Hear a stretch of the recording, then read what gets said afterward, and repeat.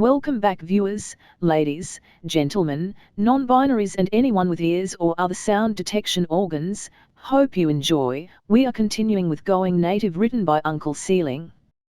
Going Native, Chapter 35. It wasn't right. It wasn't him. Stace forced himself to look at his omnipod again. He had the front camera turned on so he could use it like a mirror. There it was. 2 eyes. One hazel, a sort of brown-green. What he had seen every day for over 40 years, at least when he bothered to look in a mirror. The other a field of black with a golden ring for an iris, looking like a piece of fine jewelry floating in a pool of oil. It didn't just look wrong, it felt wrong. The colors were too saturated, the acuity just a smidge too sharp. As Stace looked himself in the eye, he could feel the foreign, alien presence clawing into his face. He was contaminated. It wasn't right. It was. Ella's hand snatched the omnipod from him and Stace turned to look at her. Purple skin, tusks framing dark lips. Black hair recently cut to end just at her jawline. And the eyes. The same eyes he was now infected with. Stace. Stace. Stace. Ella's hand came up, fingers snapping. He felt his eyes drift, following the movement of her fingers. The moment passed and the rest of the world started to come into focus, the odd oversaturation faded. What the hell was that? It's... How could he explain it? Even if he had the words, how could he convey it? Stace tried to meet Ella's eyes, but he couldn't look her in the face. He just couldn't. It doesn't feel like me. Does it hurt? Is it calibrated wrong? Her concern was obvious, but she was just making it worse, trying to inspect his face, making her own inhumanity more and more apparent. He pulled away from her, turning towards the wall. No, stop. It's in my head. Come on, Ella, please understand. The words wouldn't come, but Stace hoped desperately that she could somehow figure it out. It feels not right. Stace. Why won't you look at me? It broke his heart to hear the plaintive question in her voice. It was clear how much this was hurting her, but he just couldn't do it. He raised his left arm and covered his face with the crook of his elbow. It was the best he could manage. I'm sorry. I can't. After the morning's events, it turned out that Merrin didn't need to return to Base 16 for reassignment. Colonel Itel had come to her. They were alone in the kitchen, aside from the commando who had been following Merrin like a second shadow since the attack. They hadn't spoken, never raised their helmet, just stayed close and watched. Judging by their small size and the general smoothness of movement, Merrin was guessing the commando was probably a Helcom. Analyst Merrin, I have to say you have had a very confusing, if also exciting, military career these last few months. Am I correct in assuming that your recent transfer to work under Controller Cilia was not, in fact, to analyze budgets but was instead for one of that hooligan's off-the-book personal projects? Yes, the same sort of work that Cilia hired these 2 humans to work on. Hired is incorrect. It was coercion via threats of violence. Murder or other things. That cute little male. Itel's eyes narrowed, her entire face darkening in barely concealed rage. Rumor in the battalion was Itel's brother had been killed during a rape attempt, and her punishments for soldiers stepping outside the bounds of decency were legendary. She was not above public floggings or public executions if the situation called for it. Merrin was pretty sure if Cilia was in the room right now, she'd be dead. Merrin nodded. She tried to strangle him once as a show of power, then repeatedly made it clear to both Sammy and me that she planned to keep him to ensure we didn't step out of line or tell anyone else about her misdeeds. And you were working alongside those two humans at her behest. Yes, Marion, this whole situation here has caused me no small amount of consternation.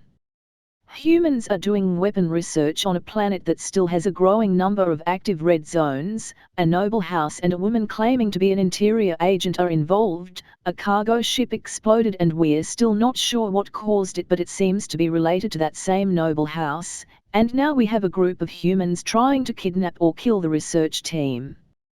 What I wanted to do was grab everyone involved and move them off planet, but House Chelser is insistent that the humans have to stay here for their research.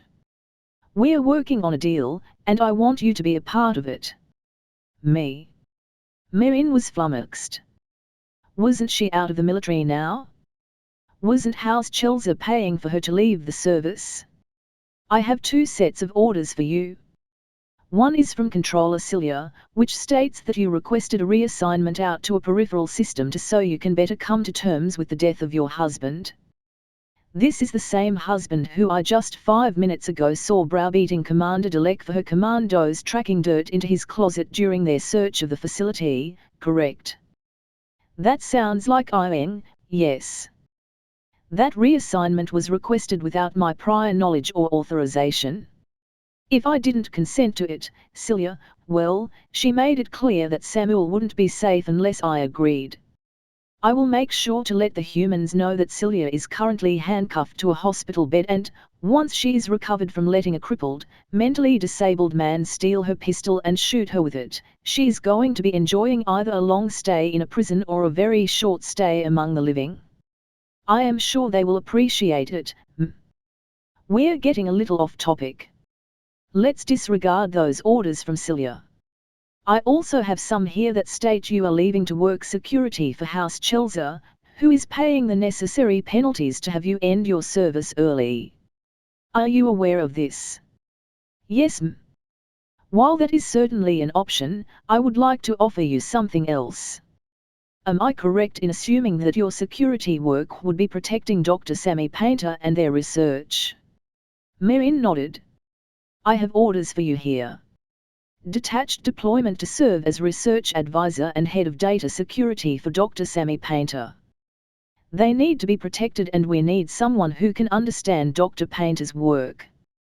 You have commendations for hand-to-hand combat in your file and you have far more training in math, science, and cybersecurity than the typical Marine. You are also intimately familiar with the current goings-on here. You can make sense of things and keep our human assets safe, plus let us know if anything irregular is going on. You want me to spy on them? Marin was so dumbfounded by the abrupt shift that she forgot to throw at the end. She could stay in the military and still protect her friends. No, not spying. The Shilvati military is not going to spy on weapons research done by a noble house. However, you understand what data security might be necessary and, should any research be stolen, you will be able to let us know if what was taken is actually usable and how severe a breach is. You can assist Dr. Painter with their research, provide personal security, and ensure optimal data security for the facility. Considering the obvious need for immediate improvements here, House Chelser is going to be outsourcing security to the military and I want you on board. The choice wasn't really a choice. Of course, I will keep them safe. I'm sure you will, Lieutenant. Lieutenant? Goddess above, this was awesome. Itel clearly noticed the expression on Marin's face, because she took a moment to clarify. It's a field promotion. Comes with the position. If you need to give orders to commandos in an emergency, they will be a lot more likely to listen if the order comes from an officer. You transfer out, the lieutenant's stripes stay with the job. Maybe, if you do a good enough job, you get to keep a set of your own. Now, I have one other thing I need to discuss with you. You will be in charge of Dr. Painter's personal security and data security, but we need someone to take charge of the overall physical security of the facility. I would like your recom. Pod Captain Ella Helium. After a moment of glare from the colonel, Marian's brain caught up enough for her to add a quiet I am already taking a pretty big risk bumping you up to lieutenant and giving you so much control, Marian. Putting the rest of this facility in control of someone as low-ranked as a pod captain. I second the nomination. Marian and the colonel both turned to stare at the commando. She had totally forgotten the other woman was there. The helmet retracted to reveal that Marian's guess had been correct, a Helcom. The commando's grey skin and dark eyes were offset by an impressive scar running up from the bridge of her nose into her hairline. Marian noticed idly that the commando's dark hair was interrupted with a shock of white that followed the same line as the scar. I have been reviewing the incident here as well as the personnel involved. Ella Helium is clever, resourceful, and uniquely successful in counter-terrorism operations. Her unit, prior to its destruction in a shuttle crash, had won several commendations, mostly for being able to accurately predict the tactics used by human terrorist groups. She also managed to keep this location secure until we arrived despite only having 1 Marine and 3 civilians as assets, with her only sources of information being security cameras. She's an ideal candidate. Very well. Lieutenant Ellera with share responsibility for this facility with you, Lieutenant Marian. Don't fuck it up. The meeting concluded, Colonel Itel left without another word. Sammy was crying. Now that the crisis seemed to be resolved for now, with commandos patrolling the grounds, it was finally starting to sink in. Someone had tried to kill them. Someone, somewhere, hated Sammy enough to want them dead. And why? Because they thought Sammy was a traitor to the human race. For doing science. Sure, you could use Sammy's collimation technology to improve energy weapons, but the design was intended for doing high-energy physics experiments. Sammy had tweaked it a little, admittedly, to make it more attractive to investors but... who were they kidding? It was totally weapons research. They just hadn't been thinking things through. Sammy wanted to fuck up Celia's day by saddling her with the sort of attention that a secret agent just couldn't handle. That part of the plan had worked, kinda. But, once again, Sammy's lack of foresight was kicking them, and their entire growing family, directly in the face. That same attention had fallen on them, after all. Nobody was going to see Dr. Sammy Painter Forsyth, who was just trying to stop their husband from being raped and killed by some monster. They were only going to see Dr. Sammy Painter Forsyth, the traitor who developed advanced weapons technology for the enemy. Samuel, poor gentle Sam who always tried to protect Sammy ever since they were kids, had actually taken lives. He had killed 4 people just to keep Sammy safe, and just from seeing the way he had acted since then Sammy could tell that it had broken him. So now Sammy sat cross-legged on the mattress on the floor in their bedroom, alone, finally away from the commandos and the danger, and cried. 2 quick knocks sounded on the door, and, before Sammy could respond or even try to get it together, the door opened and someone they did not expect slipped in. Jemsai Chelza, honoured son of House Chelza, dressed in a long coat of some sort of dark brocade silk, made sure the door was securely shut before he quietly padded over and dropped into lotus position across from Sammy.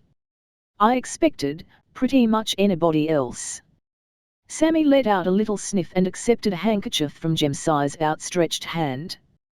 Samuel is speaking with a therapist I brought with me. Marian is busy learning the details of her new military promotion. I'm somehow convinced the captain of an assault commando unit that her squad needed to help clean up the place, so he's supervising that. And Keller is busy chatting up a couple of said commandos because the second she sees a hot girl in armor her cunt decides to take over. Sammy did a quick count on their fingers. And Toral. Waiting outside. I told her we needed to talk about guy stuff and she got a look on her face like she just ate a bug. Jemsai sighed. I swear half of the problems in the galaxy could be resolved if girls stopped acting like they don't have feelings. Jemsai then seemed to remember who he was talking to and his cheeks flushed a deep blue. I mean, Sammy laughed. Don't worry, I agree with you. They wiped their eyes with the handkerchief and offered it back to Jemsai, who was polite enough to take it with 2 fingers and stuff it in a pocket. So, what did you need to talk about? Weapons research, mostly. Sammy felt heat filling their face, voice husky with anger. I am not going to design any more weapons for any. Good. That brought Sammy up short. Jemsai let out a sigh. Sammy, I really was hoping we would have you buried before any humans caught wind of your designs, but things moved faster than I expected. Eyes narrowing, Sammy felt their throat tighten. What do you mean, buried? Jemsai seemed to have honest-to-goodness fear in his eyes when he raised his hands up in a placating gesture. Not literally. I was hoping we would have successfully buried Dr. Sammy Painter, the human weapon design prodigy, under Sammy Painter Forsyth, the goofy but harmless theme park owner. You don't actually want me doing weapons research? Why not? Honestly. Sammy's very Shilvator-style head tilt answered the question. Because it's my job. After a raised eyebrow joined the head tilt, Jemsai continued.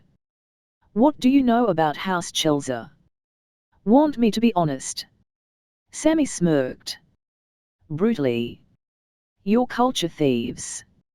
You take every new species and culture the Shilvati Imperium finds and you break it apart into nice, bite-sized pieces so it can be digested by the galaxy at large until there's nothing left. MMHMM.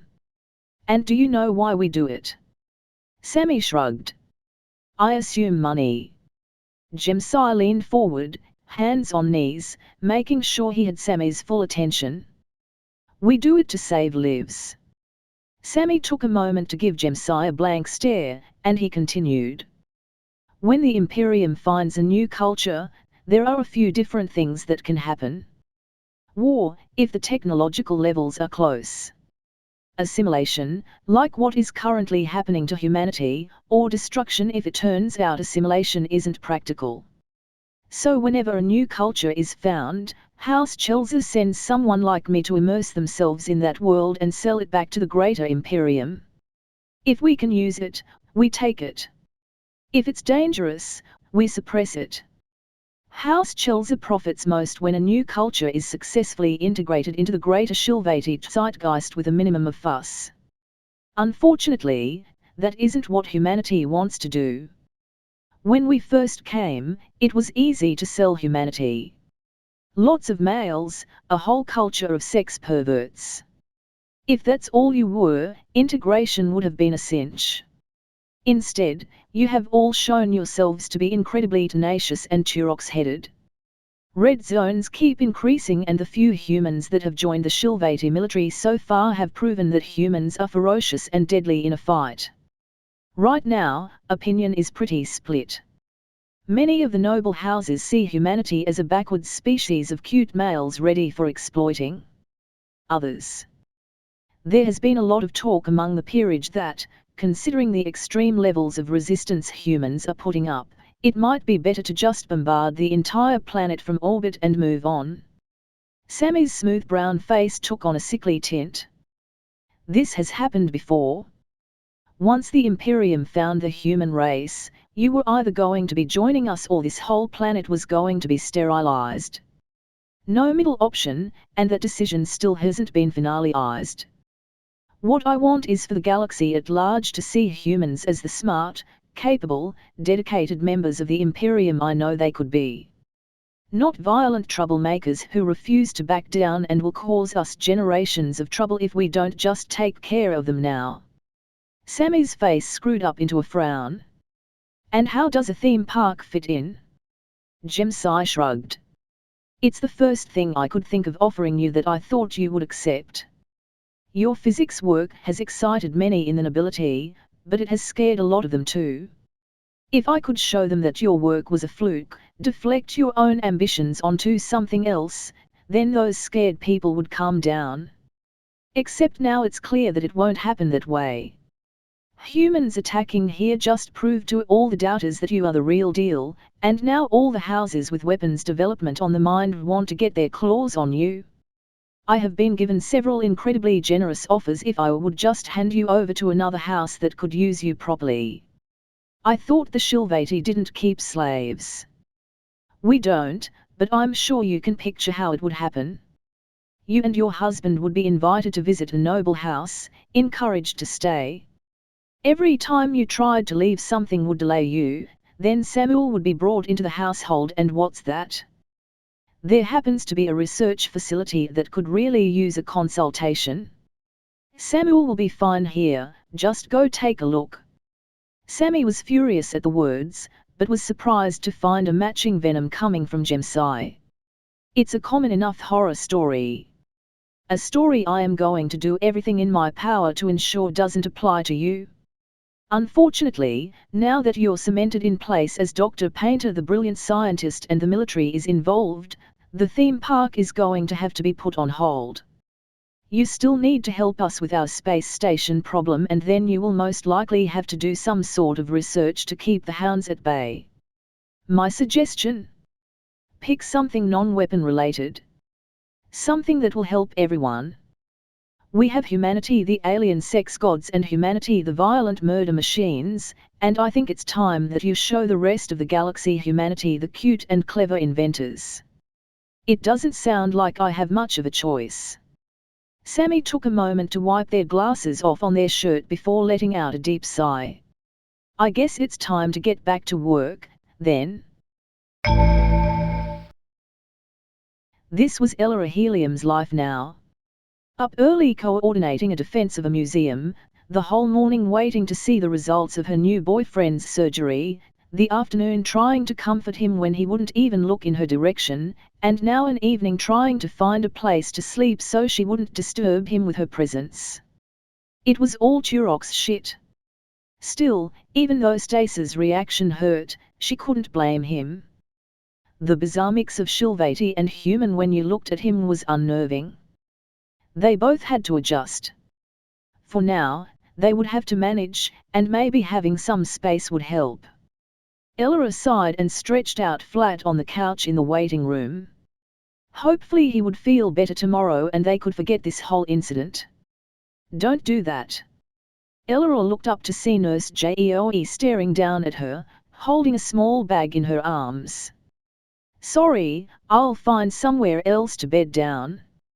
You already have a bed, pre-warmed with a nice guy who is the middle of experiencing some serious psychological trauma. Jeoe dropped the package onto Ella's lap, eliciting a grunt. Go take care of him before one of us snatches him up. He doesn't deserve to get abandoned while he's hurting.